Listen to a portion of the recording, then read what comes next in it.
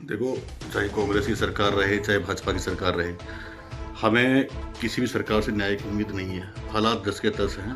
कांग्रेस के राज में भी दलित इस तरह से पिट रहा था, आदिवासी इस तरह से पिट रहा था, ओबीसी, मुस्लिम इसी तरह से पीटा जा रहा था और आज जब भाजपा सरकार आई है, तो उसमें भी हालात ऐसे ही हैं। ऐसे लोगों को अगर सरकार जनता आगे बढ़ाएगी, तो शायद मुझे लगता है कि लड़ने वाले लोग जब तक नहीं आएँगे, तब तक ये हालात ऐसे ही रहेंगे। लेकिन अगर हम जब तक हमें कहीं सत्ता में भागीदारी नहीं मिलती, तो हम सड़क पे लड़ने का काम करेंगे। समाज की लड़ाई में कहीं भी पीछे भी नहीं रहेंगे। देखिए, आपने आंदोलन देखे हैं भीम आर्मी के। जब हमारा कार्यकर्ता पदाधिकारी निकलता है, समाज के जब निकलते हैं रोडों पे, तो आपने देखा लाखों की तादाद में लोग पहुँचते हैं। आपने देखा जितेंद्र मेघवाल का मामला देखा, आपने इंद्र मेघवाल का मामला देखा, आपने बगड़ी प्रकरण देखा। नमस्कार दोस्तों, आप देख रहे हैं मिशन की आवाज। मैं भूपेंद्र सिंह सोनवाल। दोस्तों, आने वाली 10 फरवरी को भीम आर्मी द्वारा बहुजन महापंचायत का आयोजन किया जा रहा है। जी हाँ, क्या क्या उनके उद्देश्य रहेंगे, हम पूरी आपको जानकारी देंगे। जी, हमारे साथ में है अनिल देनवाल जी, जो पूर्व में आजाद समाज पार्टी व भीम आर्मी के प्रदेश अध्यक्ष रह चुके हैं और वह राष्ट्रीय core committee Azad Samaj party के सदस्य भी हैं। जी, सबसे पहले तो आपका स्वागत है अनिल जी। धन्यवाद भूपेंद्र भाई। जो बहुजन महापंचायत कर रहे हैं आप 10 फरवरी को, क्या क्या उद्देश्य रहेंगे उनको? बेसिकली अभी हम लोग देख रहे हैं राजस्थान में जिस तरह से लगातार घटनाएं हो रही हैं, और चाहे एससी हो, चाहे एसटी, ओबीसी, माइनॉरिटी, तमाम समाज के ऊपर लगातार हत्याएं, बलात्कार और मारपीट जैसे मामले नज़र आ रहे हैं। और उसमें हम खास तौर ये देख रहे हैं कि किसी में भी अपराधियों की गिरफ्तारी नहीं हो रही है। और मोस्ट ऑफ जिलों में जब गया तो हमने पाया कि एससी एसटी के मामलों में अधिकतर में एफआईआर लगाई जा रही है, और कई मामले ऐसे भी आए जिनमें महीने बीत जाने के बाद अपराधी की गिरफ्तारी नहीं होती है।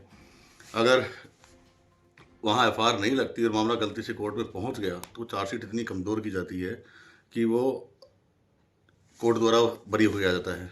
ऐसे में अपराधियों के हौसले बुलंद हो रहे हैं। सरकार इस तरफ बिल्कुल ध्यान नहीं दे रही है। अभी आपने देखा बाबूलाल बेरावाल प्रकरण है, सरकार ने जो हमें आश्वासन दिया परिवार को, उसकी भी कोई भी अभी तक किसी भी तरह की जो वो थी मांगे थी, पूरी नहीं की गई।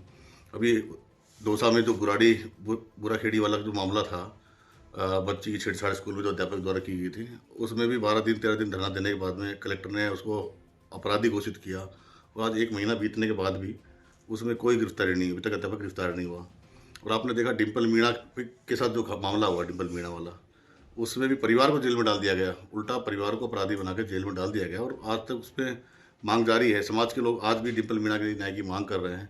इसलिए तमाम मामलों को लेकर हमने पूरे प्रदेश से जितने भी पीड़ित हैं, उन सब मामलों को लेकर हमने यहाँ बहुजन पंचायत का आयोजन किया है शहीद स्मारक में 10 राजस्थान तारीख में को। आप पहले भी बहुत सारे आंदोलन कर चुके हैं, कांग्रेस सरकार थी उस टाइम भी किए। उस टाइम बहुत सारे ऐसे प्रकरण थे जिन पर सुनवाई भी हुई और नहीं भी हुई। तो क्या लगता है इस भाजपा सरकार है अभी, तो ये सुनेगी क्या मांगों को? जो पीड़ित परिवार हैं उनको न्याय देने का काम करेगी क्या? देखो, चाहे कांग्रेस की सरकार रहे, चाहे भाजपा की सरकार रहे, हमें किसी भी सरकार से न्याय की उम्मीद नहीं है। हालात जस के तस हैं। कांग्रेस के राज में भी दलित इस तरह से पिट रहा था, आदिवासी इस तरह से पिट रहा था, ओबीसी, मुस्लिम इसी तरह से पीटा जा रहा था। और आज जब भाजपा सरकार आई है, तो उसमें भी हालात ऐसे ही हैं। ऐसे में हम लोग समाज के लोगों को ये कहना चाह रहे हैं कि आपकी इतनी भागीदारी है, उसमें एकजुट होकर जो प्रदेश के अंदर बहुत लड़ने वाले नेता हैं, जुझारू नेता हैं, आप देखोगे उस तरफ ट्राइबल बेल्ट पे आप जाएंगे तो राजकुमार रौत जी हैं, तो तमाम मामलों को उठाते हैं। इधर हनुमान बेनीवाल जी हैं, जो हमारे गठबंधन के भागीदारी भी रही है, हमारा गठबंधन भी रहा है, साथ में उनके हैं। तो ऐसे लोगों को अगर सरकार जनता आगे बढ़ाएगी, तो शायद मुझे लगता है कि लड़ने वाले लोग जब तक नहीं आएंगे, तब तक ये हालात ऐसे ही रहेंगे। लेकिन अगर हम जब तक हमें कहीं सत्ता में भागीदारी नहीं मिलती, तो हम सड़क पे लड़ने का काम करेंगे। समाज की लड़ाई में कहीं भी पीछे भी नहीं रहेंगे। और इस तरह से ये जो भाजपा की सरकार आई है, उसके बाद में हमने देखा कि गुंडे निरंकुश हो चले हैं। और उदयपुरा में जो एक मामला हुआ, उसमें घर में घुस के पीटा गया। जब परिवार ने एफआईआर कराई, उसके बाद में लोगों ने व्हाट्सएप पे स्टेटस लगाया कि जेल से आके फिर मारेंगे। इस तरह से बहुत सारी चीज़ें हुई, शिकायत दोबारा की गई, लेकिन उन पर कोई कार्रवाई नहीं की जा रही। इस तरह से गुंडों के हौसले बुलंद हो रहे हैं। उन्हें लगता है कि उन्हें नेताओं का संरक्षण है, कि उनका कुछ नहीं बिगड़ेगा, और उनकी आड़ में वो गुंडागर्दी चरम सीमा पे जा रही है। अच्छा, बहुजन महापंचायत को लेकर क्या आपके ज़िलों में, जो जितने राजस्थान के ज़िले हैं, उनमें लोगों से अपील कर रहे हैं आने की, तो कितने लोग आने की संभावना है? देखिए, आपने आंदोलन देखे हैं भीम आर्मी के। जब हमारा कार्यकर्ता पदाधिकारी निकलता है, समाज के लोग जब निकलते हैं रोडों पे, तो आपने देखा लाखों की तादाद में लोग पहुँचते हैं। आपने देखा जितेंद्र मेघवाल का मामला देखा, आपने इंद्र मेघवाल का मामला देखा, आपने बगड़ी प्रकरण देखा, आपने सरदार शहर वाला मामला देखा, आपने थानागाजी वाला मामला देखा।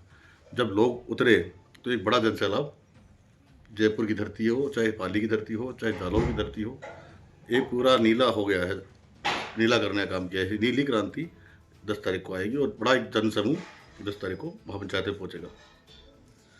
ये थे हमारे साथ में भीम आर्मी के पूर्व प्रदेश अध्यक्ष आजाद समाज पार्टी के अनिल धिनवाल जी, जो कि जितने भी प्रकरण हैं उनको लेकर यह आवाज़ उठाएंगे और बहुजन महापंचायत का आयोजन हो रहा है। देखते रहिए मिशन के साथ मैं भूपेंद्र सिंह सोनवाल। नमस्कार।